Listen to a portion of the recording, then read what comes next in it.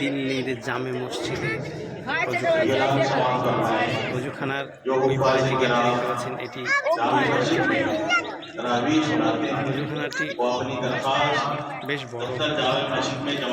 এখানে ছেলে সবাই একসঙ্গে অজু করে। ওই যে গেটটি দেখতে পাচ্ছেন এটি হচ্ছে মসজিদের সামনের মূল অংশ এটি।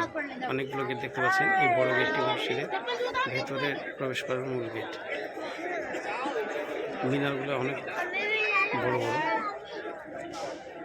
এই গেটটি 3 নম্বর গেট মসজিদের ভেতর বাইরে প্রবেশ করার। এটি হচ্ছে মসজিদের 2 নম্বর গেট। এই গেটের নিচেই মিনা বাজার। আমরা জুমার নামাজ আদায় করার জন্য অজু করে নিয়েছি। এখন সময়ের জন্য অপেক্ষা করছি। সময় হলে নামাজ আদায় করব। নামাজ শেষে সবাই নিজ নিজ নামাজ আদায় করছেন। আমরা নামাজ আদায় করে নিয়েছি। এই যে সাদা অংশটি দেখছেন সিঁড়ি লাগানো আছে, এটা আজানের জায়গা।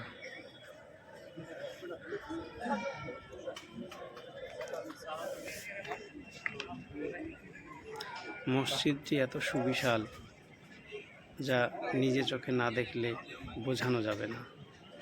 এত সুন্দর মসজিদের পরিবেশ, খুবই সুন্দর।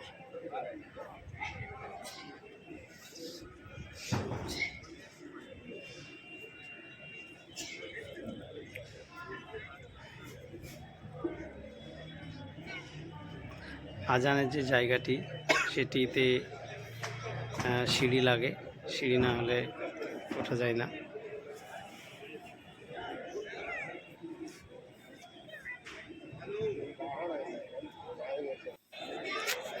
নামাজ শেষে আমরা মসজিদ থেকে বাইরের দিকে যাচ্ছি।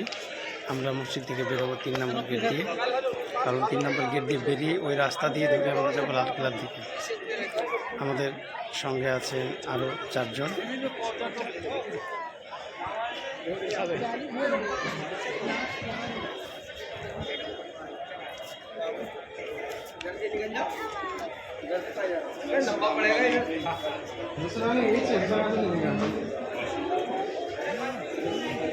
মসজিদের মূল অংশটি মাটি থেকে অনেকটাই উঁচুতে, যা আপনারা মসজিদের যে ধাপিগুলো আছে সেগুলো দেখে বুঝতে পারবেন কত উঁচুতে মসজিদের মূল অংশটি।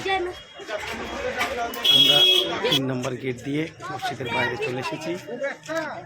এটি হচ্ছে জমা মসজিদের 3 নম্বর।